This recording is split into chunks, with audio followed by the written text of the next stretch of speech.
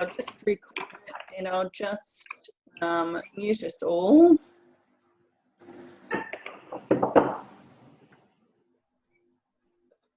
And I've allowed you to unmute yourself. Okie doke.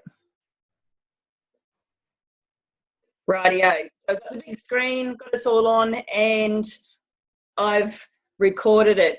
So I thought tonight we'd just have a bit of a round table discussion and some interaction and see if we can share each other's good and bad and the ugly, I suppose. And that's the whole idea of it. I know we love to have different guest speakers on, and I wanted to hear what you all thought about Kathy's presentation last week, what was good or bad, what you've been doing through the week. So I know Monique's had a fair that she sort of chatted to a few of us about. A few other people might have been doing different things. So maybe you don't have to go first. Someone else, rather than being put on the spot, someone else might put their hand up, but see if you can come up with something that's, you know, positive or not positive to share in the group, or ask questions. And then we can work forward with what our plan of attack is for this week. So having said that, I suppose, maybe I could ask Dan to comment. Actually, Dan had another good topic that she might be able to, you know, something else that she might ask you to talk about if maybe you can't think of anything else off the top of your head, Dan, and you're thinking about ranking, etc. So yeah, far away. Yeah, thanks, Deb. No, I was just sort of thinking, because we couldn't get Kathy on tonight, maybe an extra additional one was basically just to sort of say where you are at your business, like in regards to what rank you are and what's your sort of plan then to get to your next rank advancement. So I guess because we can all sort of listen to it and sort of give ideas. For me this month, yeah, I've been pretty busy. So I had a sort of a gymnastics night at my place last week, so that was great. You know, really making the opportunity the best of the opportunities of the dollar sign-ups. So I had, I think actually only 5 turned up, but it was good. So 2 joined up and 2 were already product users. So they went and actually they ordered more products then and there, right? So that was good as well. They actually reminded them. I said, yeah, I really want to try that brightener, or they had listened to the new information about Mind. So, yeah, I actually thought it was a really successful night. But for my big sort of, I guess, strategy moving into 2017 is really to try and crack the Indian market. It is sort of quite a big Indian community here in Hong Kong, particularly where I live. So I contacted a lady the other day, and she's actually in Delhi at the moment. So I gave her a call in Delhi, and so she's going to connect me with the Indian Women's Association of Hong Kong. And she said they get together once a month and they have coffee. There's about 400 or 500 people that come together for coffee. And, you know, they're just one of these communities like the Chinese that it's all in, one in, all in. So, you know, you get one person interested, you can get 1,000 people interested very quickly. So anyway, she's, we're going to tee that up, but also she's still going to be in Delhi in January, hopefully. And so Will gets a lot of flights to Delhi. So I'm actually going to try and go over and meet her in Delhi in January and meet up with a few of her friends as well. Apart from that, I've also been just connecting with a few people on social media, some Indian people, and we've been chatting and we've been talking about the business opportunities. So I'm sort of taking that a step further for this week, trying to get into 3-way calls. So yeah, I'm Sapphire at the moment. Obviously my plans to get to Sapphire Elite. I was really trying to get there by this year, but end of this year, but my aim is definitely going to be get there next year. And that's my plan, is to go through, like I said, the Indian market, and obviously developing continually to globally. You know, we want to get through Australia, Asia, China. With Aggie, we're going to try and go up to China and do some sort of little one-on-one meetings, and sort of she's going to introduce me to her family up there. So I think that's going to be a good opportunity as well. So that's really where I'm at the moment. That's awesome. Probably, hang on, I'm just trying to type and talk at the same time. Sorry, Karen can't hear us. So I've recorded it, and so hopefully she can get to hear the recording. That's a good point, Dan, actually. You can focus all your energies on one particular market. I mean, obviously you've got to have your world market and your local market going on at the same time. But I like that strategy, in that you can really focus on finding out everything there is about India. And, you know, like what we discussed, when it's going to be launching, like if Dan's going to have the opportunity, how amazing to have the opportunity to go over there. But if she can go over in January, Then we've got the JFire leaders going over there in February. I think both Aaron and Craig. I'm not sure if Lyndon said yes to going over. Maybe he has. And then obviously the big launch is predicted for April, the end of April, early May. So to use those timelines and know everything, you know, what to do. There's mixed feelings. There's different things coming from the leaders. So, you know, obviously we all can't jump on a plane and go to India, but we've all got local contacts. And remember, Beck always, you know, Beck said early in the piece in one of our early trainings, you know, you build globally, but you actually start locally on that point. You know, you don't go to India as such. You start with your local connections for the Indian market. Oh, can't you hear me now? Can you? Oh, Jack can't. All right. I can hear you, Deb. Yeah, sorry. I'll keep going. I just thought all of a sudden everyone can't hear me. Yeah, so we must have a few poor connections. Jackie can't hear me either. So, you know, that's a really good tip, is obviously start locally, whether it's the cab drivers that are Indian, whether it's the Indian restaurants, you know, whatever you think of. And look, truly, I think that should be all of our focus. India could explode. The girls in Hong Kong have got probably our closest contact or closest chance to getting into the Chinese market. But as they're finding, even being in Hong Kong right next door, it's a real fight. And we're starting to know their culture. You've got to get into their community, if you like, or you've got to have that contact. Beck's got a really good contact at the moment into the Chinese market that she's been working on for the last few months. And, you know, it's again really difficult. And as soon as you hit a brick wall, they want to shut down. So it's got to be constantly building that relationship. And I think we all often just, you know, sort of rush to start with. But we're all at different levels. So to start with, you know, when you're a newbie, all you need to find is, and I think we've all achieved that here, but, you know, all we need to find is 2 product users, one on the left, one on the right, and we're an executive. And then it's another 6 more product users until you're Jade, you know, and then, you know, you've got 8 product users get to your Jade. Then you need another 4 product users to get to Pearl. So out of those 12 product users, chances are, especially if you're lucky, you know, you might have 1 business builder out of that, and then they will help you, you know, but if you don't, you've got to, you know, look for another 5 and another 5. So to start with, you don't have to worry about tapping into the Indian market.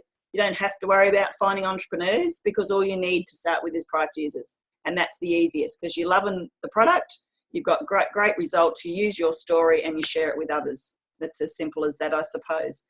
And then you grow from there. So from Pearl to Sapphire, where we've got a few of us trying to get from Pearl to Sapphire, that's that harder step again, because you've actually got to go back to all your customers and say, hey, you know, you are still loving the products? Can you share it with 2 of your friends? And, you know, you've got to end up with 12 executives.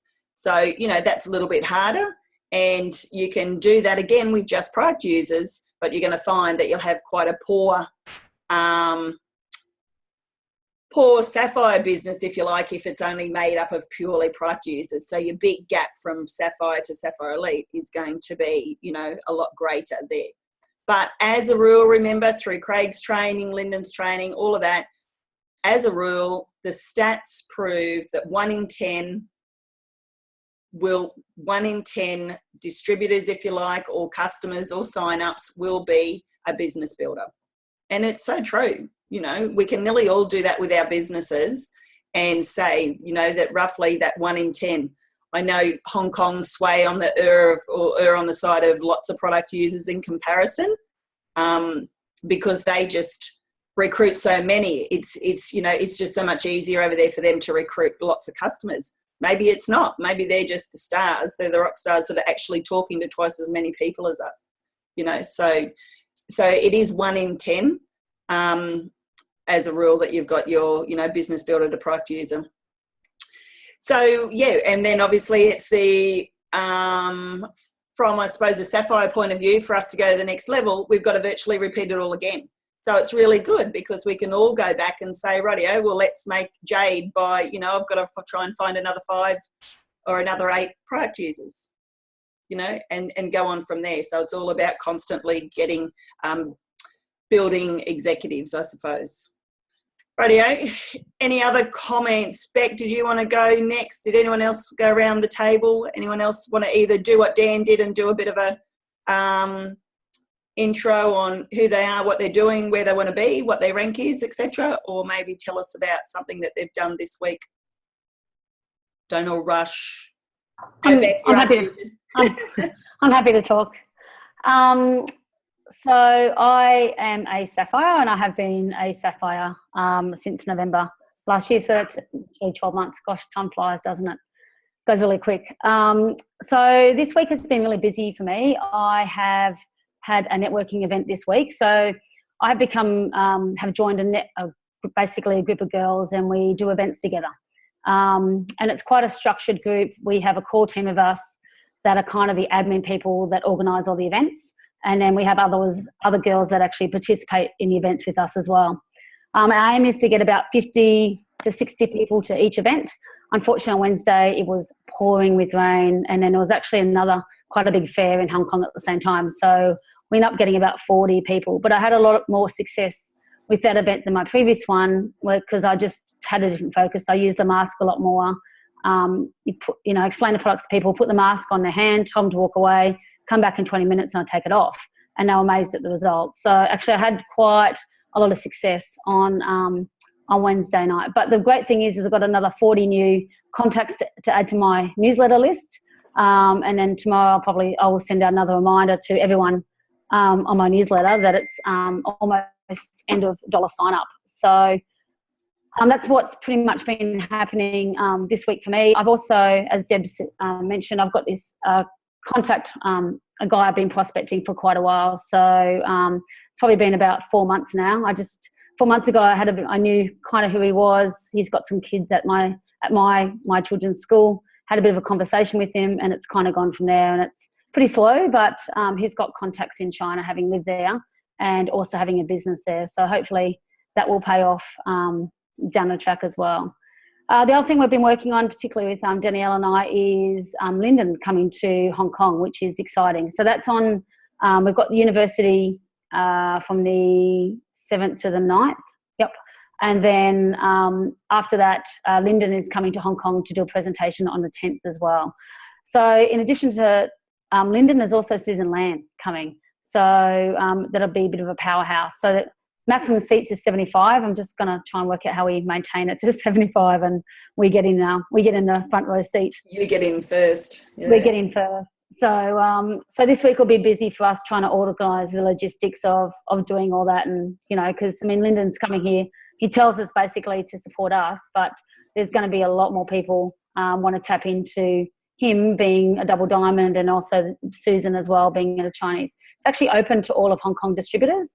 So it's an open slather, but at the same time, we want to make sure that our team is well represented and make it to there as well. So that's really exciting. My week ahead, I haven't looked at my week ahead yet. That's tonight after I get off the Zoom. You guys might have to get there an hour earlier or something like that too, hey, wouldn't you? Yeah. Do they we can talk about another time back, but we should reserve seats. So well, the people in our team will just put seat reserve. But anyway, let's talk about that tomorrow. That's a good idea, definitely. Yeah, I agree. Yeah. And you'd really need someone there monitoring it, because you know what they'll be like. They'll just move them. They're just ruthless. Absolutely ruthless. Just a different breed. But anyway, so for me, for the future, obviously within the next 12 months, I'd like to get to, I want to get to Sapphire Elite, and support the team as much as I can, and continue to build our business, and hopefully see us all succeed. That's our aim. Very good. That's awesome, Beck. Yeah, that's exciting for with Georgie. Yeah, so hopefully we just keep working on it. I think it just comes back to conversations though. It's like Dan said, she had her Indian, friend in the block, and, it's just actually opening up those conversations, isn't it? Absolutely. And it's so true, because when I first realised that my friend, or not my friend, my acquaintance Georgie, when I realised that she is Australian, she lived in China, had a business there, could speak Mandarin, I kind of approached her a bit about the business, but she wasn't interested, and she was like, whatever. But then I ended up meeting her husband at the school. He was there for something else, and we ended up having a cup of coffee together. And he asked me what I did, and I said I was a teacher plus worked and I've got online business in China. And he went, oh, okay. And I said, actually, maybe you can help me. I'm looking for people who are open to the business opportunity in China. Do you think maybe you have some contacts that you're with your network that you could help me out with? And that's basically how it started. So unless I actually started that conversation with him and asked for referrals, then it wouldn't have gone anywhere. And I'm not to say that it's going to be, the amazing thing that changes my business, but, he's so well connected and he could see, he's probably my first guy that could actually see the business opportunity without even looking at the products. So if I hadn't opened my mouth and took that step that way steps outside my comfort zone, then it would lead to nothing. So it's exciting. And also that you took it, you used the takeaway approach. We need to go back to, Eric Worre all the time with that GoPro, like that. Those scripts, it's practicing them in our conversation, but which is what you did. It wasn't scripted. Yeah. It was just, you might be able to help me. Yeah. And maybe with Georgie initially in the piece, you might have been more direct with her. So she, put the block up. You never know what it was. You didn't actually go in with the takeaway approach with her, but you did with him. And I think he's just a business person, I think, as well. That's right. So you're prospecting to better quality people rather than prospecting to always to the product users, which is what our comfort zone does for us. Yeah, exactly. That's exactly right. Yep, perfect. Anyone else? Who's next? No. Come on, girls. Can you hear me? Yes. Where are you? Cool. Go, Joe. You're at the top. Go, Joe. Yeah. Last week's been hectic at work, so it's just been wherever I can find 5 minutes to do something. Concentrated on getting my insurance sorted, so that's done and dusted now. Just actually also reading through those documents, so I've got a good understanding of what I'm covered for and everything. What else? Sign-ups, not eventful. This is my last week at work, so I've got, I think it's about 6 weeks off work, so that's going to give me a good time to go back to basics, get a few things sorted over those times, try and concentrate on a few home launches. That'll be interesting because I've got, just the run into Christmas. I think, people at the moment are just, I can't afford that, or, it's Christmas time, you think, I'm busy, and you think, okay, here we go. Mm-hmm. So it's pretty much just getting around those hurdles and just trying to think maybe I could do some sort of sale thing with you've always got the January sales or the Boxing Day sales. So I'm trying to work in something that's, maybe I can do a bit of a deal with some of the product that I've got, work on something. I don't have my own Facebook page where it's got my business one. I've only just got my personal one. And so I need to concentrate on getting that sorted out and I was going to get my 12-year-old to help me with that. And I just want to see how we go. So that's actually going to be on my radar next weekend, actually, getting the Facebook site hooked up. And is anyone using the Synjit, whatever it's called? Synjit. Synjit? Is anyone using that? Synjit and InShare. I've been using it for the last month or two, whatever, since it started. I set up 3 campaigns, but I actually just cancelled my Synjit last night. I did the free version, and then I got charged for a month. So I suppose I've only done it for 2 months. But I just cancelled it because, look, and that's, I'm not going to, say to you, don't do it. A few people have tried it and a couple of people are having some, not so much success with it, but they're using it and giving it a good go. But I'm actually using another program as well. So I just felt it was too much of a double up for me. And I didn't always like the content, I suppose, the pictures, if you like. I mean, you can look back through my business page. There's a chunk there. I think I put some in our Diamond Power. I did some in our Diamond Power Facebook page, and I did one small one on my personal page. But if you scroll the posts, Jack, especially Jode, especially in the Diamond Power group, and then on my business page, because I don't post much there, if you scroll down, you'll see a few in a row because it was automated every day. So there's about 5 or 6 chunked in a row. So I can't remember if you've seen any or ever liked one. But just have a look at it there and see. I don't know. I just think the pictures are a little bit staid or what's it called? Old, sterile. I don't know. Anyone else had a go? Do they think? I start to feel like I'm bagging it, you know, and I sort of back away because I've only given it a few months ago. And if I wasn't, sorry. I was going to say, I mean, I'm signed up to it, and I saw my first $50 fee come through the other day, and I thought, oh, geez, I need to make more use of this, and this is going to keep happening. So have you set up a campaign? No, I haven't even done that yet. So I've just gone in and got the basics done.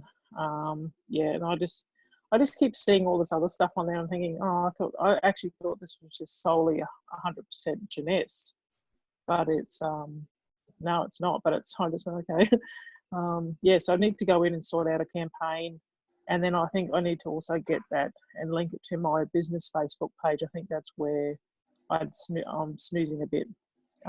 Exactly. Just go. Yeah, I think then I'd probably start making more use of it.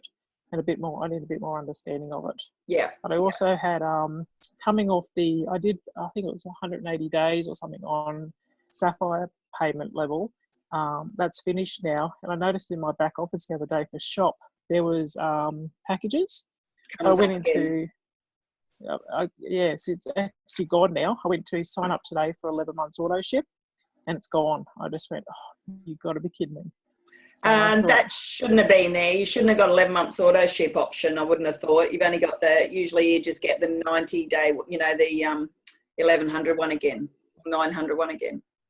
I had about 4 or 5 different options there. Oh, wow. There was one for an upgrade to Pearl. There was all these different ones. And this one also, it was just over $2,000 worth and you got all this product and it was 90 days on Pearl, I think, or no, it was actually 90 days on Sapphire again, and then they actually did the 11 months on auto ship, which I was really keen for. So, but I went in to do it today, and there's nothing in there at all now. I just went, oh, okay, you snooze, you lose. That's bizarre. Yeah, I've never noticed. I don't always go in there, but I remember seeing the Sapphire one appear again a while ago. I just sent the help desk a letter saying, hey, what's the deal with this? 1 minute's there, next minute's not. I just basically said I was saving a few pennies to get it together and now it's gone. You're changing the goalpost on me. So and you haven't heard? I've only just sent it off this afternoon. So. Yeah. Oh, let me know what they say. Yeah. Anyone else tried Sinju? Yeah. Oh, no. I was just saying, also, Jody, this may be relevant to other people as well.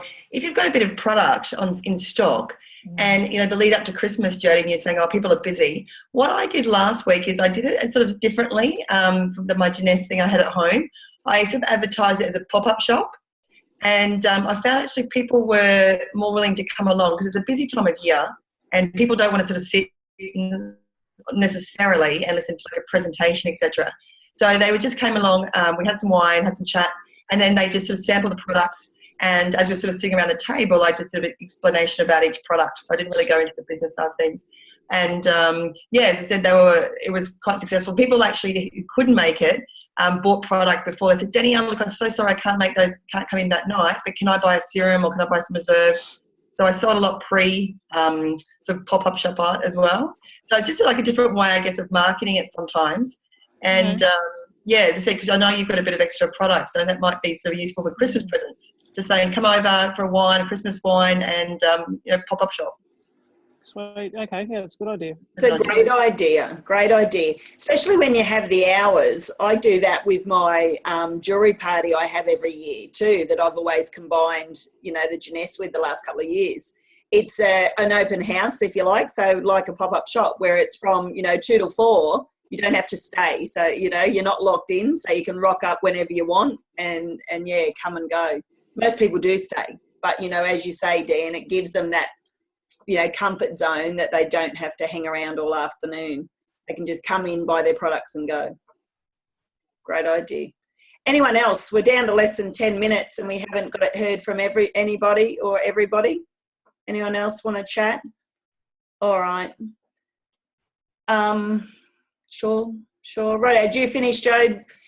The main thing with that Sim Jude is get in and have a go. Make sure that that's your, the next 2 weeks that you need to focus on that before your next money comes out, and cancel it.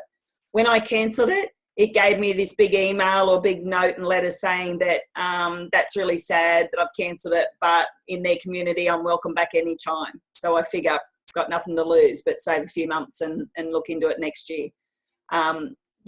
So, don't keep it going if you're not going to use it. Get in and commit to using it and really nutting out those. Plus, you actually have to link your Jeunesse account as such to get all the Jeunesse campaigns. So you've done that at least, have you? You've found the Jeunesse campaigns as well as the others? There's only a very limited of Jeunesse ones, so maybe you haven't done that right. So, yeah. No, you would have. Did you put the password in? Did you actually put the password of Jeunesse in? Did you do that on the profile page? No, didn't know. I didn't even, on mine, it actually, in one of the actual examples I saw, you had to put in your up leader.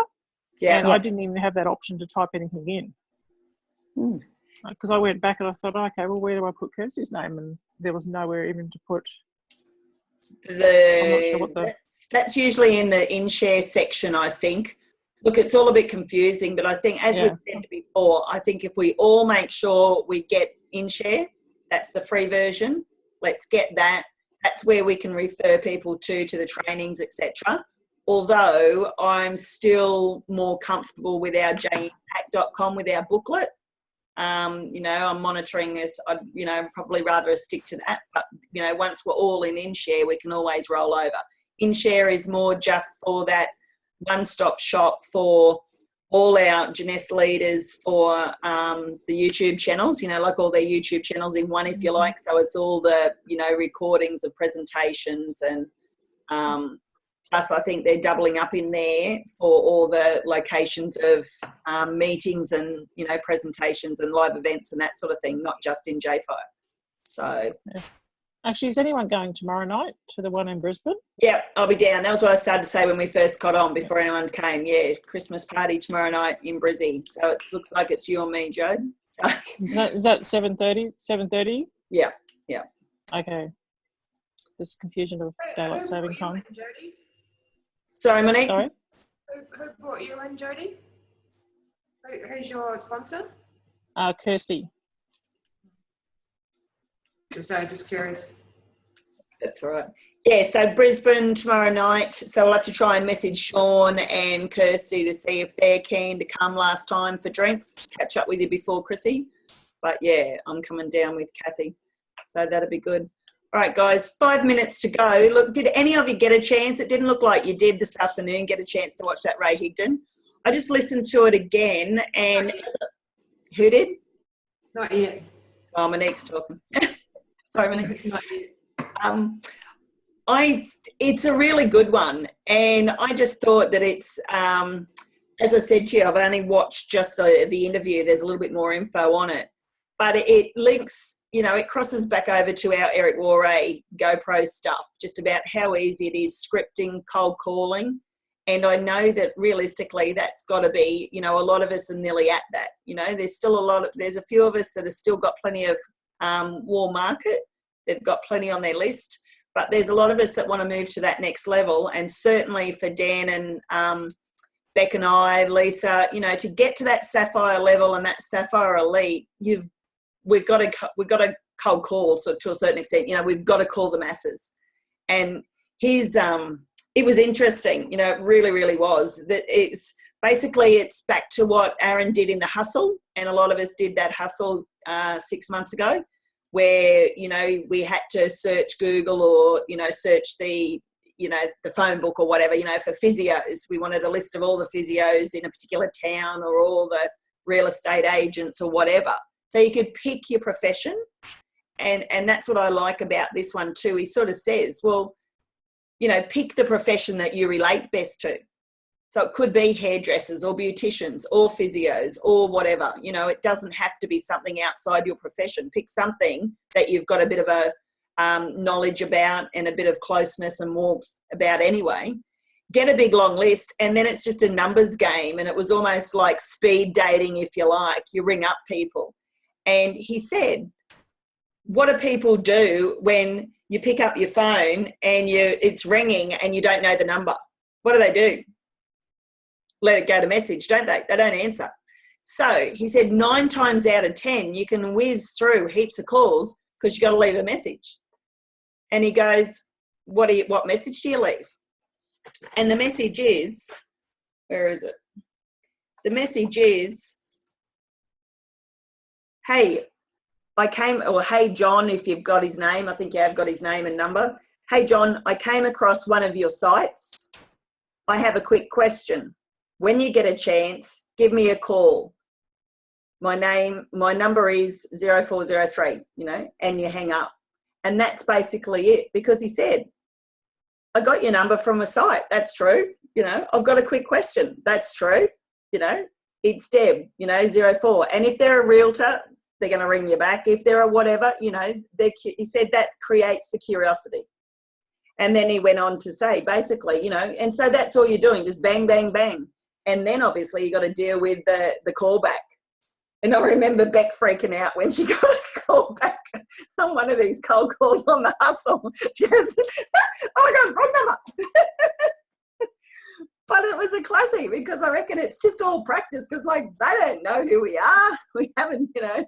So I thought, right, I'm nearly game enough to do this.